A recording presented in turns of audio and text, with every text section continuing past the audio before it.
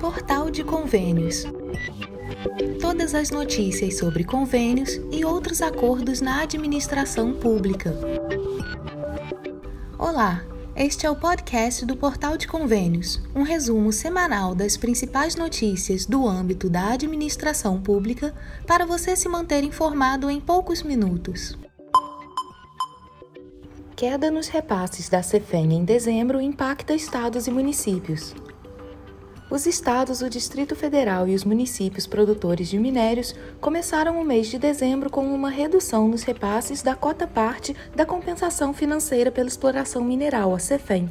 O montante arrecadado em novembro e distribuído neste mês totaliza R$ 446.162.145,64, representando uma queda de 8,5% em relação aos mais de R$ 487.785.000 transferidos em dezembro de 2023. Esse cenário reflete também uma redução quando comparado ao mês anterior. Em outubro de 2024, o valor arrecadado e repassado em novembro foi de R$ 460.326.310,19, o que indica uma retração de aproximadamente 3% no intervalo de apenas um mês. A CEFEM, principal mecanismo de compensação financeira pela exploração de recursos minerais, é fundamental para os orçamentos dos entes federativos que dependem da mineração como atividade econômica. Esses recursos são destinados a áreas como a infraestrutura, meio ambiente e qualidade de vida das populações impactadas pela atividade minerária. Dessa forma, a redução no volume arrecadado pode comprometer a execução de projetos essenciais. A queda nos valores repassados reflete oscilações no mercado de commodities minerais, bem como desafios relacionados à produção e à comercialização dos minérios. Esse movimento reforça a necessidade dos governos locais e estaduais diversificarem suas fontes de receita, minimizando a dependência de recursos da CEFEM. Municípios menores, cuja economia é altamente vinculada à mineração, tendem a sentir mais intensamente os efeitos dessa redução. Para esses entes, os valores repassados são essenciais não apenas para investimentos, mas também para a manutenção de serviços públicos básicos. Tanto em dezembro deste ano, quanto no mesmo mês de 2023, estados como Minas Gerais, Pará, Goiás e Bahia se destacam como os que contam com os maiores valores referentes à CEFEM destinada aos entes produtores de materiais minerários. Em portalconvênios.com, você confere os valores recebidos em dezembro de 2023 e de 2024 pelos principais estados produtores, bem como a lista dos 10 municípios produtores com maiores valores em dezembro de 2024. Apollo, inteligência artificial do TCE-MG, evita R$ 20 milhões em gastos irregulares. Nos últimos 18 meses, o Tribunal de Contas do Estado de Minas Gerais, o TCE-MG, conseguiu evitar cerca de R$ 20 milhões em gastos públicos irregulares graças à atuação do robô Apollo, uma ferramenta de inteligência artificial que analisa itens das planilhas orçamentárias de licitações de obras públicas. A iniciativa, que já verificou 615 editais de diversas licitações em quase 300 municípios mineiros, exemplifica como tecnologia e gestão pública podem caminhar juntas para ampliar a eficiência e a transparência nos gastos públicos. O Apollo trabalha comparando os custos unitários informados nas planilhas orçamentárias das licitações com os valores previstos em tabelas referenciais oficiais. Ao identificar discrepâncias, a Diretoria de Fiscalização Integrada e Inteligência, Suricato, envia notificações às prefeituras responsáveis. Nos casos analisados, 100% dos editais foram corrigidos antes da abertura das propostas, garantindo que as contratações seguissem parâmetros justos e evitando prejuízos para os cofres públicos. A soma dos editais analisados ultrapassa R$ 5,7 bilhões em recursos fiscalizados, e o impacto direto nas correções resultou em uma economia de quase 20 milhões. O robô vem sendo utilizado desde julho de 2023 como um projeto piloto e deverá se consolidar em 2025 como ferramenta oficial do TCE-MG para analisar os processos licitatórios realizados pelos municípios mineiros. A atuação do Apollo já trouxe resultados concretos. Em um dos casos, o robô detectou um erro em uma licitação para a construção de casas populares.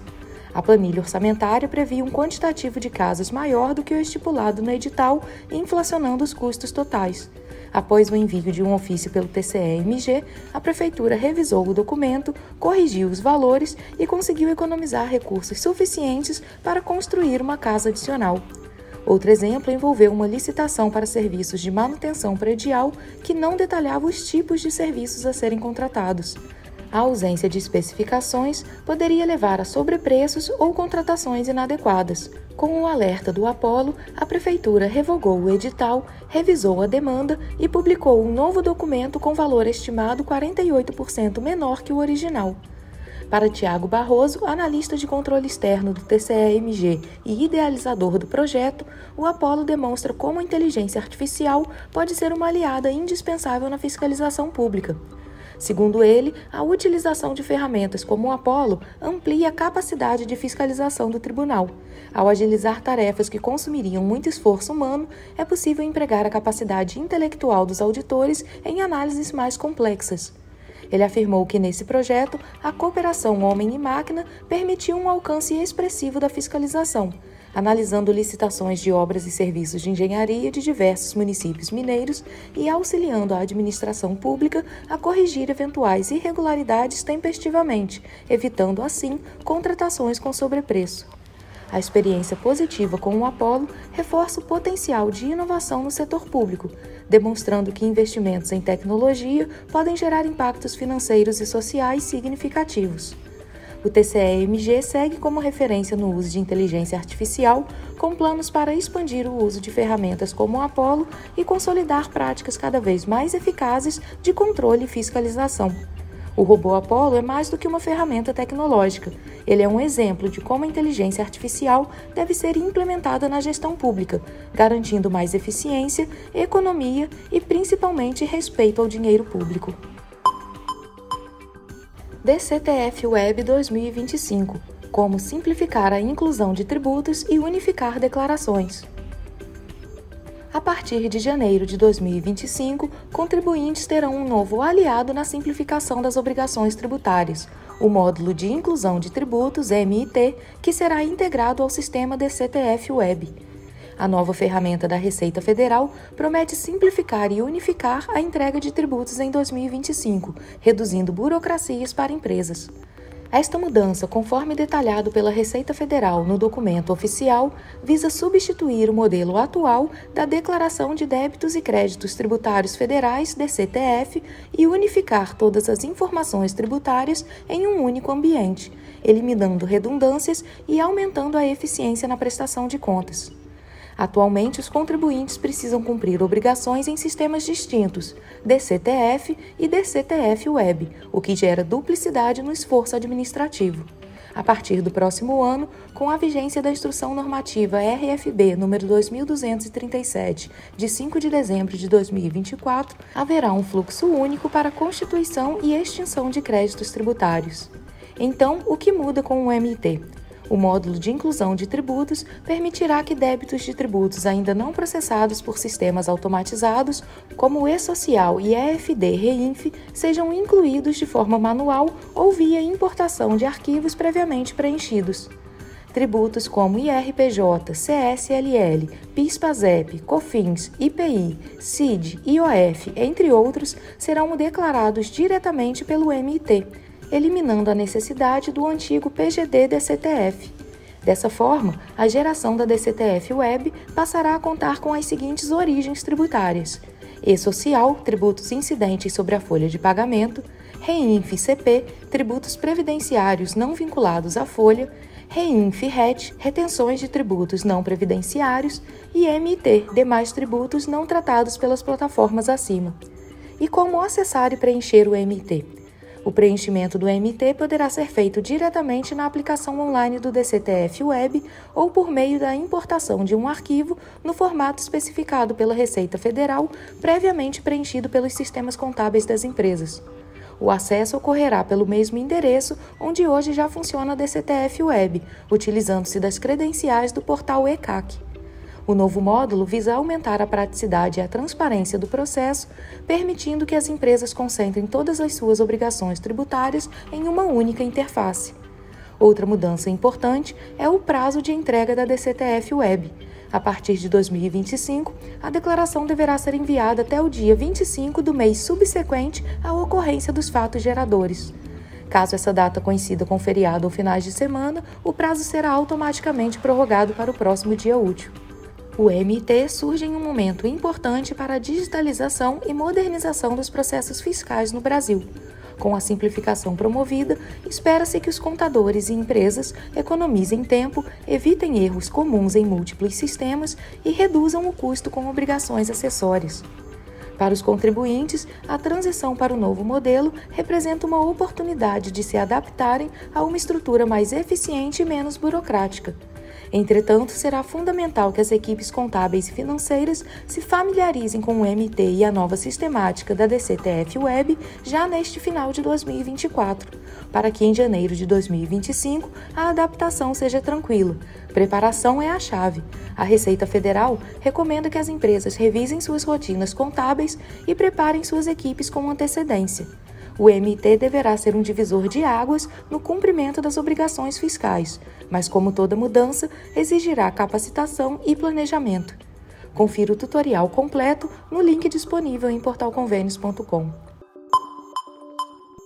Caixa. Encerrado o prazo de credenciamento para consultorias em projetos de educação infantil.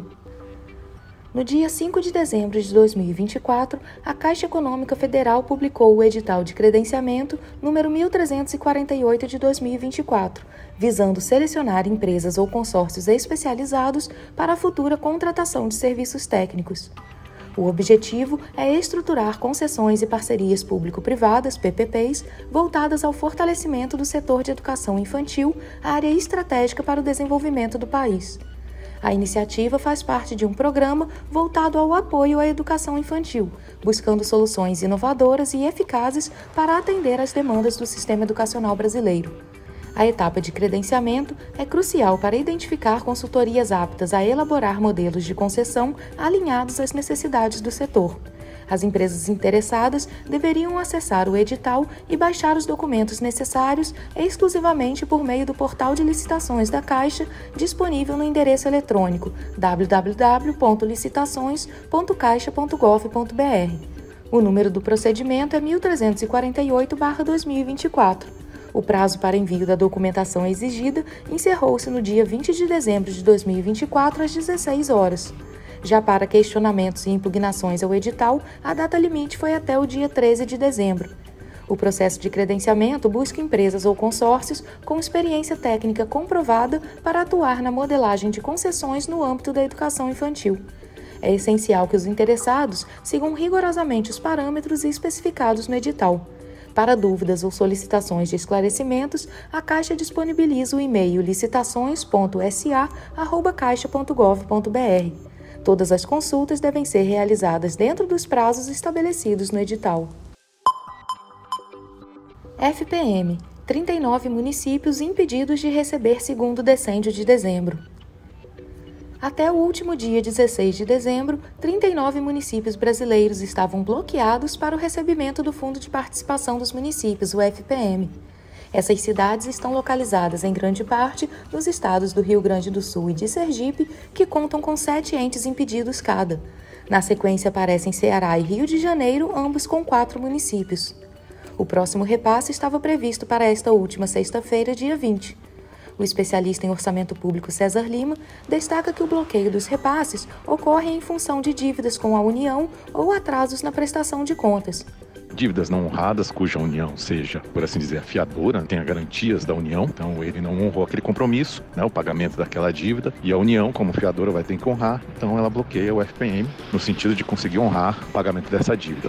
Um outro são dívidas previdenciárias, seja de sistema próprio, seja os recursos que devem ser recolhidos à União. O montante da segunda parcela do FPM corresponde a mais de 4 bilhões e 189 milhões de reais e é cerca de 15% maior do que o valor repassado no mesmo período do ano passado, quando os municípios receberam cerca de 3 bilhões e 617 milhões de reais. O desbloqueio do repasse deve ser realizado a partir da identificação do órgão que determinou o congelamento pelo gestor público. Em seguida, é necessário conhecer o motivo e regularizar a situação. É importante destacar que a Prefeitura não perde os recursos bloqueados de forma definitiva, já que os valores ficam apenas congelados enquanto as pendências não são regularizadas. O Sistema Integrado de Administração Financeira, SIAF, reúne informações referentes a execuções orçamentárias, patrimoniais e financeiras da União. E quando um município é incluído no sistema, a Prefeitura fica impedida de receber qualquer ajuda financeira. Confira a lista dos bloqueados para recebimento do FPM em portalconvênios.com.